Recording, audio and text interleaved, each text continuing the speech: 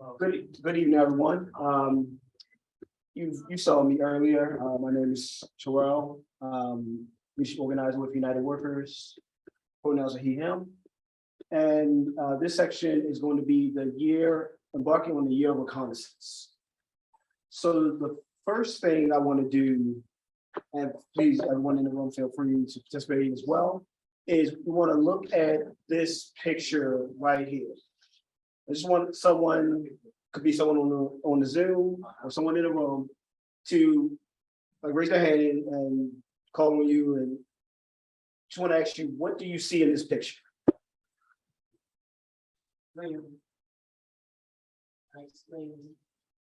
Kind of build on it. What? See fear? Yeah. Definitely, you see a little bit down on people's faces. This person, go ahead. No, you do see all of those different things. There's a lot going on in this picture. Yeah. But this woman right here, Harriet Tubman, and this is her leading a group of slaves to freedom. Yes, that's the hand. Yes. But she's also doing something else in this photo. Moving into one area. We heard at home, we use the microphone, so we can all gather a little close. Does anyone notice anything like interesting about her, about the way she's her pose, the way she's bent over, protecting her people? She protecting the people. Yes. What is listening? One of the things that I think is happening in this picture, but it might be difficult to see, is she's actually doing reconnaissance. She's actually looking forward, telling them, hold on, let me check and see what's happening. That's really important. Reconnaissance, that's a big word. So could we go to the next slide so we can define that word? Merriam-Webster's definition of reconnaissance is a preliminary survey to gain information, especially an exploratory military survey of enemy territory. Now, it may seem a little strange for us to be talking military terms and tactics when we're in a movement that's a nonviolent. The reason for this is because this is us recognizing that we are in a war. And this war costs people lives. And so we have to approach it with that gravity. We have to use both that language and those tactics so that we can be as prepared as possible for our enemy.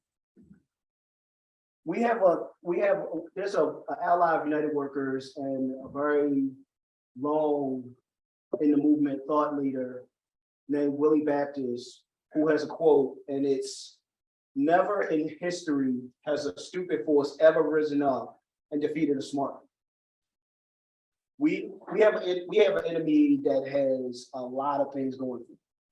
We can't outmight them, we can't outmoney them, but we can outmaneuver them. You always must remember that. Can we go back to the previous slide? Now, what's important about Harriet Tubman is that she went on 13 missions just like this and brought hundreds of people out of slavery. And what she went on to say when asked about it was, she never ran her train off its tracks and she never lost a single passenger. And the reason she never did any of those things was because she understood the dangers of that enemy territory. She understood the enemy she was opposing, and she was a student of reconnaissance. Yeah. Can we go here on the side? So we've been talking a lot about a year of reconnaissance. So, of course, why a year of reconnaissance? United Workers finds itself in a unique moment, and we must respond to that moment. So we began this year, 2022, by doing an extended strategic plan. We wanted to, this is our 20-year anniversary. And let's never underestimate just how important that is. Most of us in here can remember what you were doing in 2002. It's vastly different than what you're doing in 2022, same way it was in 2012. And so we knew that we had to look back in order to move forward. We had to look at all the different campaigns that we've been a part of, the people who have come into the movement, who have stuck in and stayed with us. Look at all of the victories and the defeats to glean all the lessons that we could.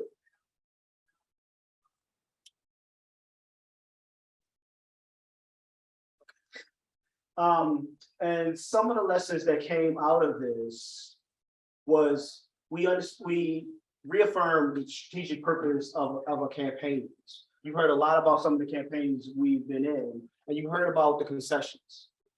But the key to the strategic purpose to the campaigns is to develop leaders who demonstrate the 4 C's, which is clarity, commitment, connectedness, and competence, and to build our organization.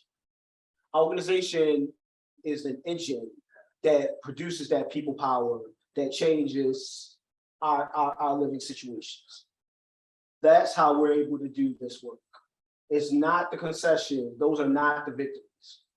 They are a byproduct of the work that's done towards that leadership development and building the organization.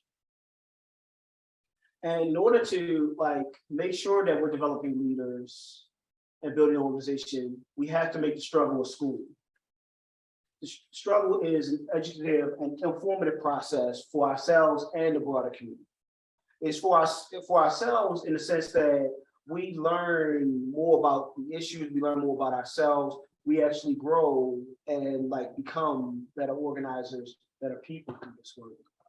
But also for the broader community, because there's been something that's been said, making the invisible visible. One of the things that a lot of people have said about the people that went to Juneteenth was they were so amazed to find out that there were people in Kentucky and Alabama and Georgia and Pennsylvania that were dealing with the exact same issues that we are.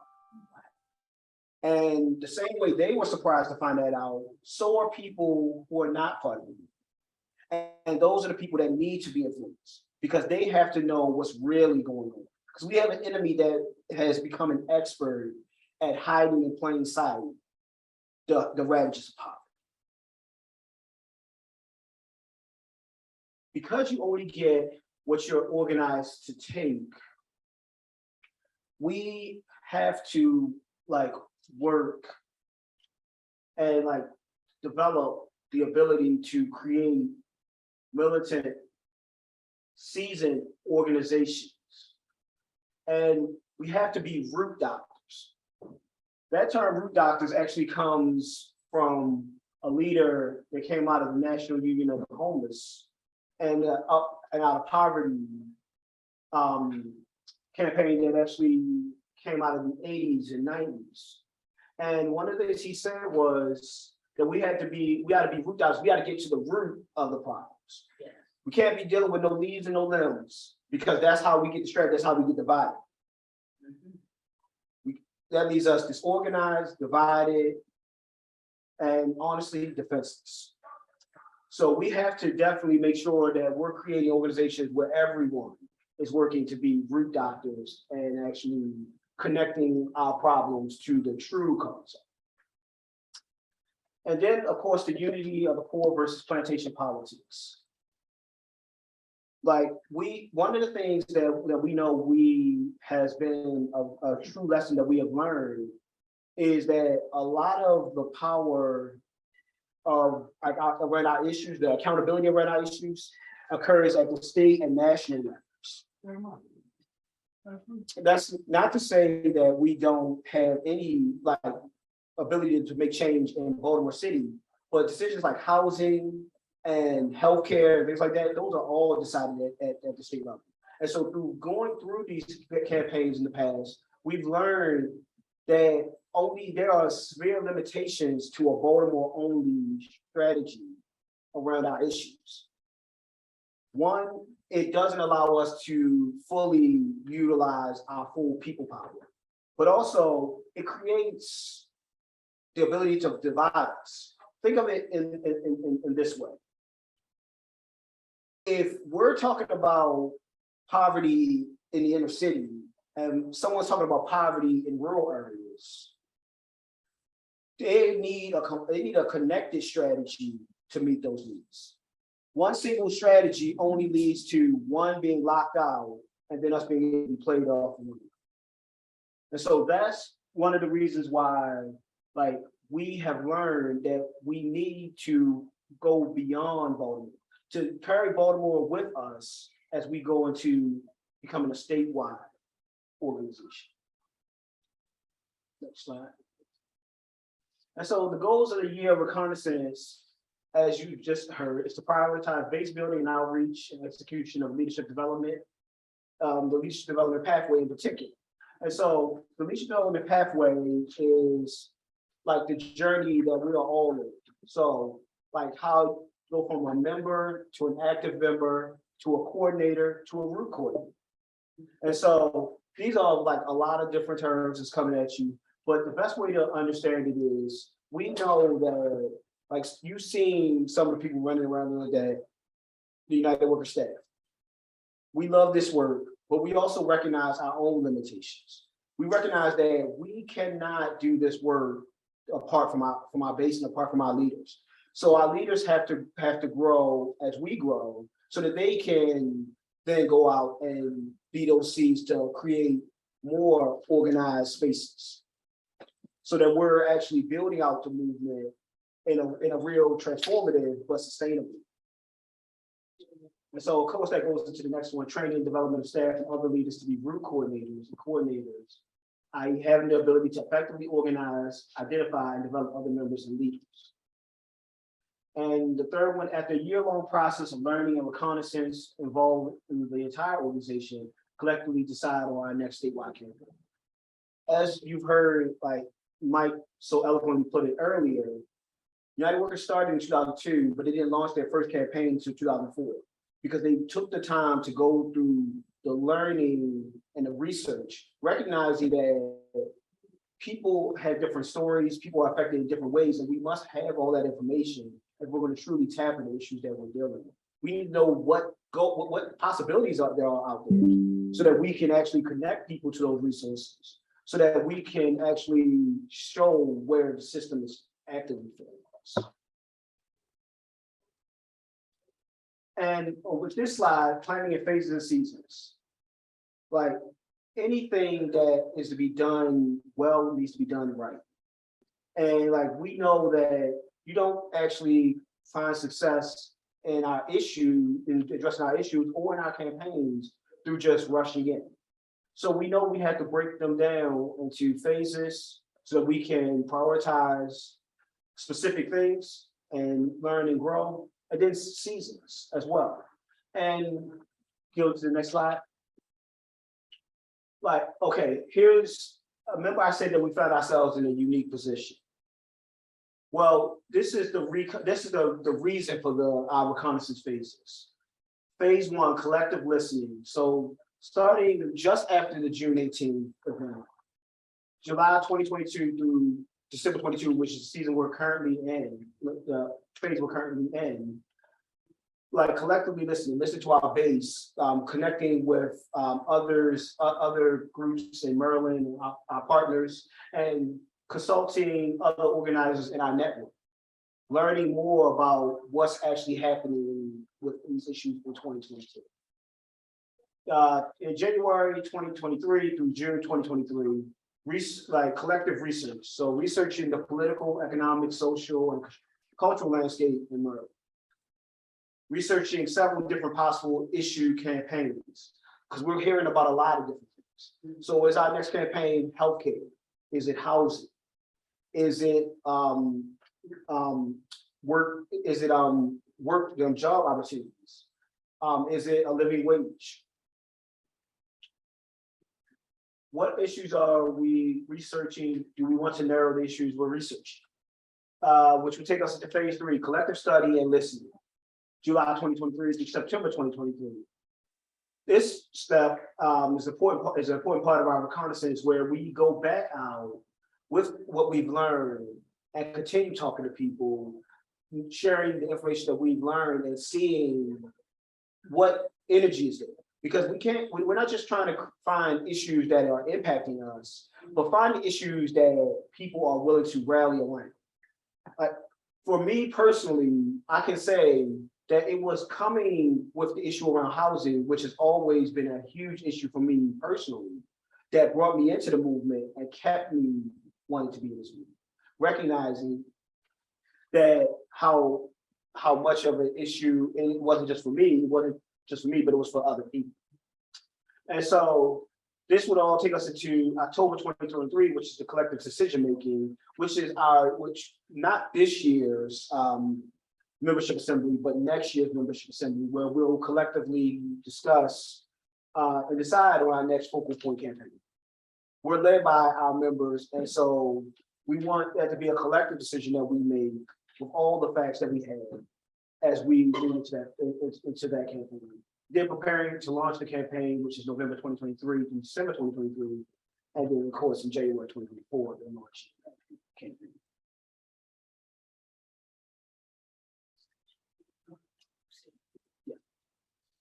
And I've also spoke about the seasons.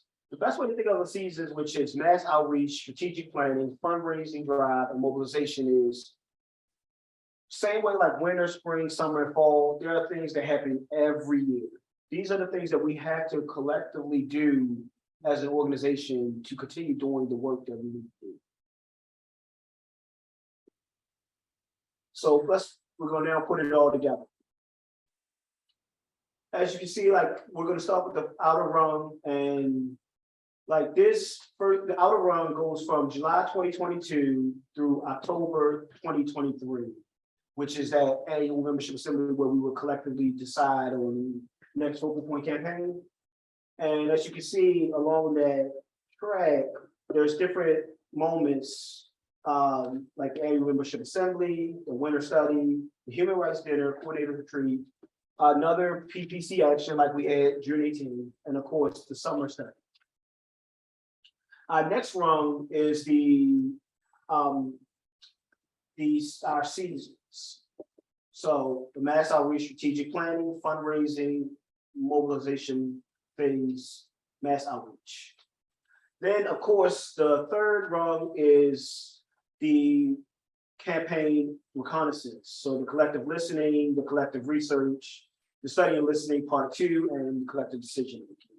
And then of course the fourth rung, community care.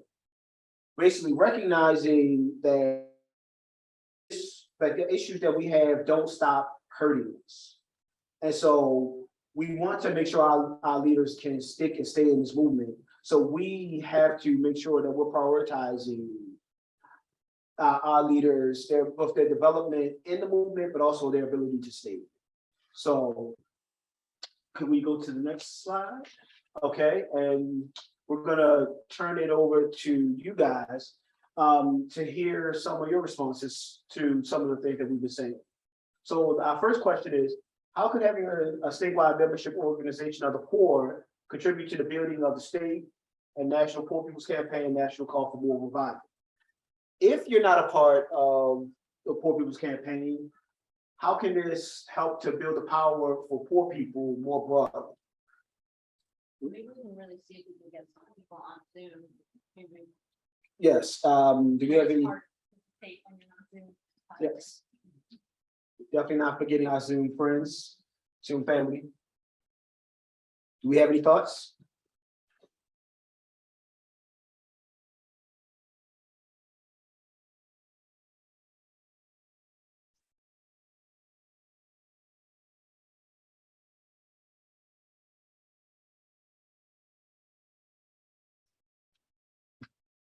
Before things in the chat. think we're still processing and mulling it over. Okay. Well, okay, we see a hand in the room. It's funny, I've lived in Baltimore 3 years, well, 20 of my life, but the last 3 years, and I've lived in Frederick, Maryland, and raised my kids from Garrett Park area in Montgomery County. And it's hard to see a common need. I mean, Baltimore, the housing, I don't know what the housing, I mean, affordable housing certainly is an issue around this DC and Baltimore.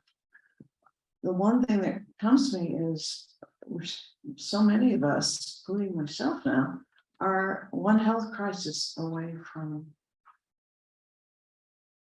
that sheriff at the door, maybe. And so I don't know, but I'd like to hear from, I mean, part of what we need to be doing is hearing from other parts of the state.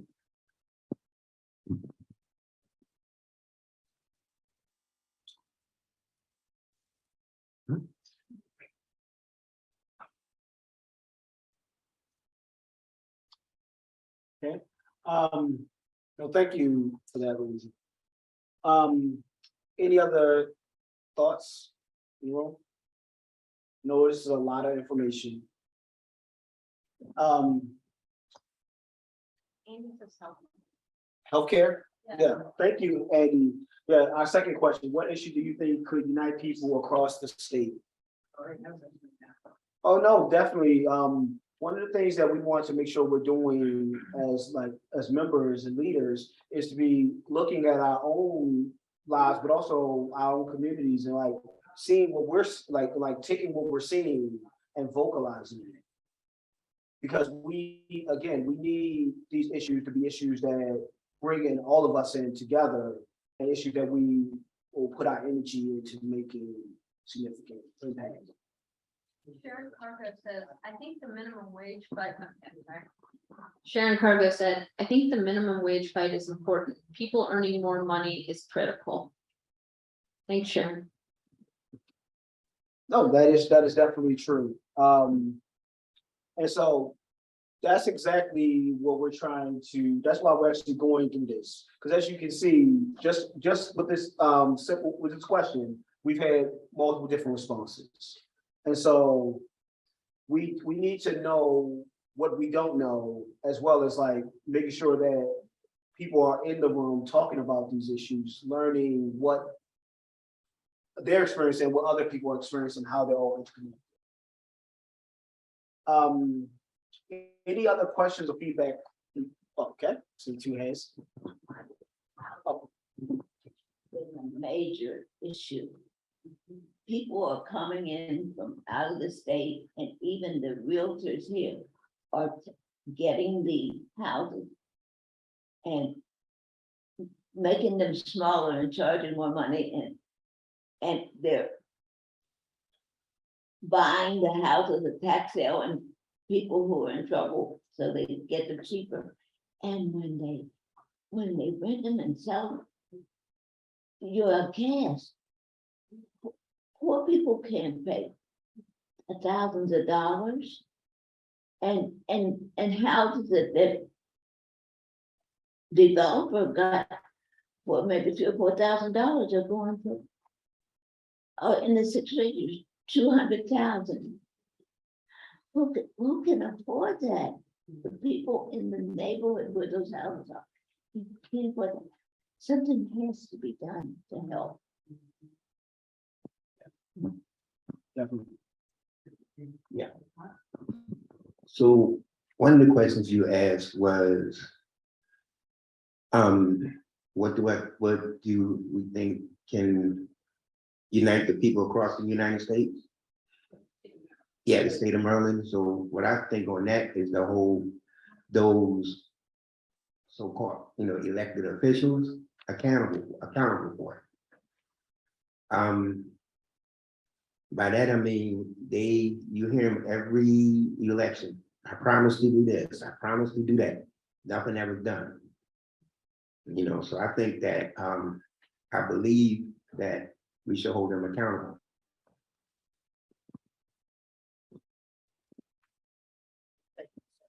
What issue do you think could unite people across Maryland? what issues are you experiencing or seeing in your community? The issue that would unite us here in the state of Maryland would be that what you see in the counties is the exact same thing that you see in the city. It might be on a smaller rate, but it's the exact same thing. People are not getting paid enough money to take care of their family, their food bills and the rent. People are not getting, they're not getting, money to, buy food. Food is so expensive right now. Anytime you have to pay $7.99 for 1 pound of bacon, whether you eat it or not, that lets you know that that will bring us together from Baltimore to every county in the state of Maryland. And I cannot wait till we go to these counties and listen to these people, because I know that they're gonna have the same issues that we had in Baltimore. I'd love to build on that answer real quick, because Louisa, when you mentioned Montgomery County, that jogged my memory, because when I started out with the Poor People's Campaign, I was working with the MoCo PPC, and I was doing some reconnaissance there for some outreach in the areas they told me were the poor areas. When I was walking around, there's no trash on the streets, all the houses were nice, they all had driveways, lawn, it was like, it didn't look anything like what distressed housing in Baltimore looks like. So I was like, where's the issue, right? Yeah. Then I started knocking on doors, and people told me how, that house has 6 families living in it. That guy built a tiny like garden shed sized add-on, and they moved the family in there, and there's no parking in the neighborhoods because these houses are, so it doesn't, the moral of the story is these issues don't look the same everywhere, but they are the same under the surface. And that's why it's so important that we do the reconnaissance we're doing and talk to people. Hi, everyone. My name is Jacqueline Mayo. What I'm going on is, what issue do you think could unite people across the state? What issue are you experiencing on seeing in your community? What I'm seeing in my community is the high price of rent, because it seems like every time you get a raise, they take your raise and higher your rent. So you don't never get the had no raise, because with whatever you paying for rent is taking up most of your income. So what I would like to see one day, that we have affordable housing, because it's still people out there can't afford to pay their rent, they getting evicted, and they ain't making enough money on the job. So that's what I would like to see one day, that the housing rent lower back like it used to be. Oh, thank you to everyone for sharing. I just want to let everyone know, like, we are currently in our year of reconnaissance, and like we are actively out right now, actually across the state, actually talking to people. Everybody see, Mike. And of course, that's another of our leaders, Shirley. And this is them like actually going to see people in Cumberland, Maryland. And actually talking to people about the issues that they're dealing with, having people actually like fill out the project survival survey, which you heard a little bit about, and really want to highlight this one in particular, because the gentleman you see in the middle, he grew up and was raised to be like racist and not like Black people. And like Mike came to his door and was like, we want to talk about your issues. And he came out and he was like, that he realized that through their conversation, he realized the same issues that he's dealing with is the same issues that Mike was also mentioning in his own life that he had been dealing with, and that racism is bullshit. That's what he actually went on to say. He was like, yeah, it's just something that divides us. And we gotta be better than, we gotta come across, we gotta unite across those differences so that we can speak to these issues. And so not only did he like respond to when the organizers came to his door, he's actually been coming out, he's actually since come out to a Bible study we call them jam sessions, and like got involved.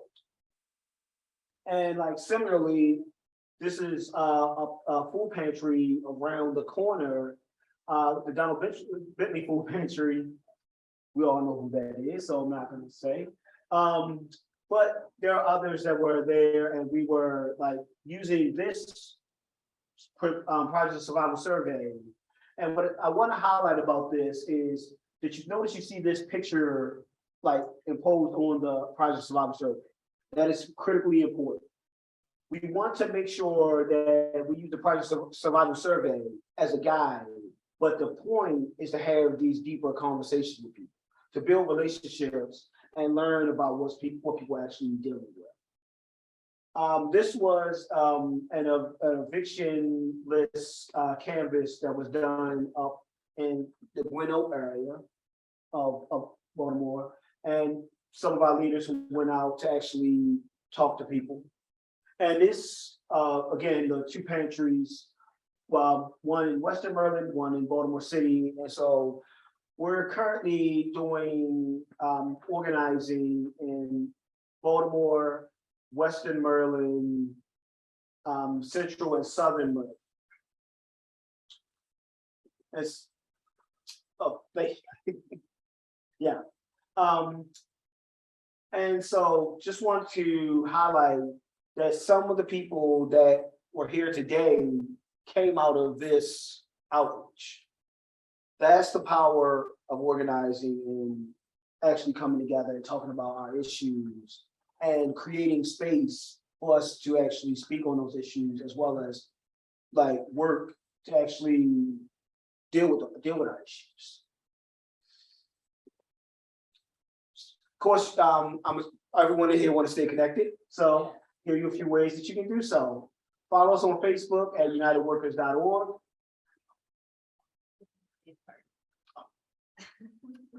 I do apologize. Great leaders coming to the mic right now. You heard her earlier, Nadia Patterson. Hello, everybody again. Our people that are here in deep conversation, it sounded very interesting in there. So I'm just gonna try to get you guys that are on Zoom, try to let you guys go at a reasonable time. So again, my name is Nadia. I wanted to know, well, we as the organization wanted to know, how did the breakout go? And did you learn something new and enjoy the presentation and the discussion? Okay, great. So before you leave, we also before you leave, we want to share how you can stay connected with United Workers. First, we want to make sure that everybody is signed up for our e-alerts and following us on Facebook. Yay. I like to take a minute for everyone to take their phones out and go to our Facebook page and click follow. You'll see the handle on the slide. And Terrell is posting the link in the chat for those of you on Zoom. Next, for those who do not already receive our e-alerts, please go to our website to sign up. Terrell will post that link in the chat as well.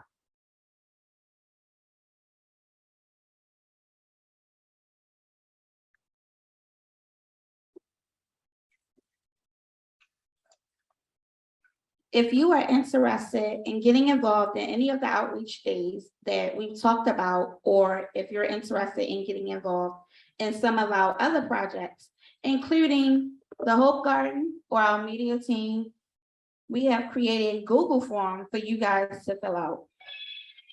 As you may know, our outreach season is in full swing. We have so many upcoming outreach days that are to be discussed. So filling out this form will be key to making sure you know about them and when those are happening. I am the Hope Garden steward. The Hope Garden is located in the Holland Park community. It is not only a place that we grow food, fruits and vegetables, but it is also a place that we are building and introducing ourselves to the community and learning them as well. We have 3 weekly build days, which are on Tuesday, Thursdays, and Saturdays. Being that the weather will change soon, the hours will change, but until then, it's from 6 to 8 p.m. If you are interested in joining us, please fill out the Google form. We also have a media team, which we are rebuilding. And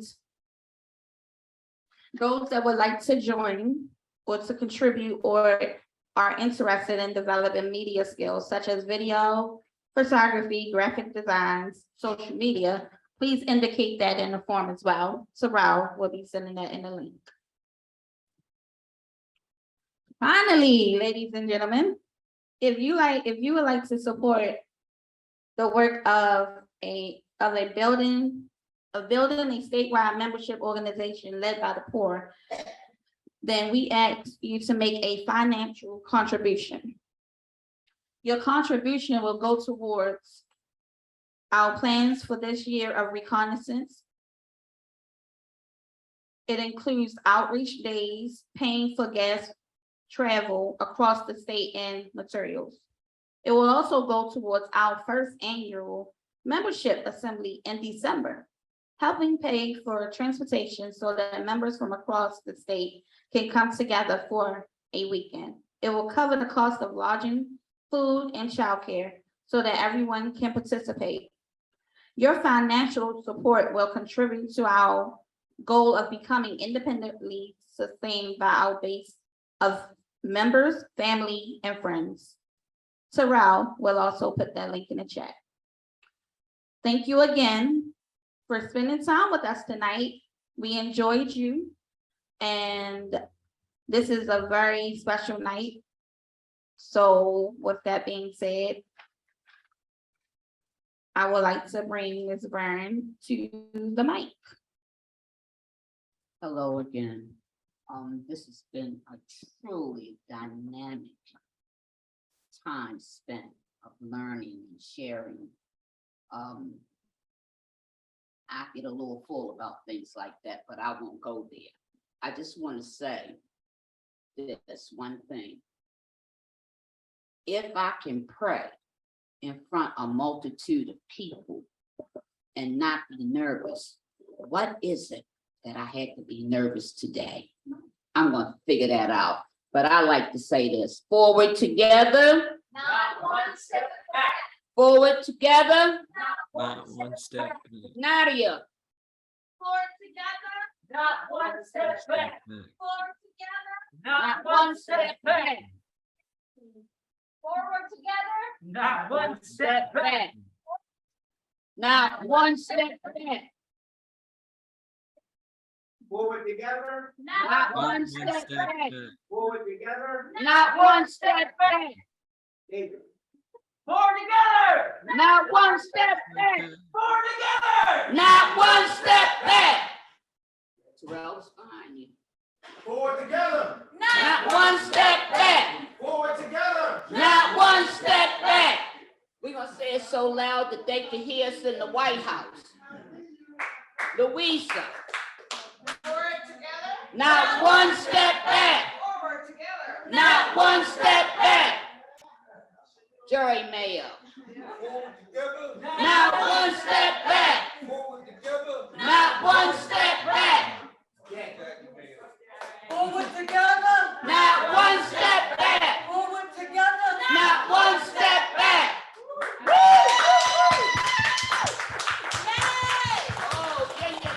yeah. I think they missed out.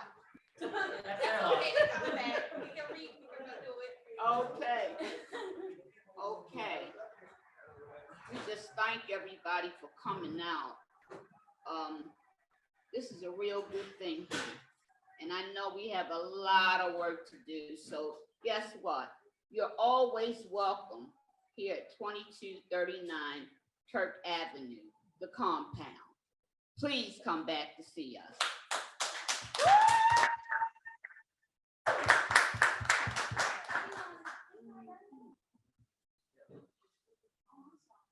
All right, good night to everybody on Zoom. Thank you for joining us. Good night. And please be careful.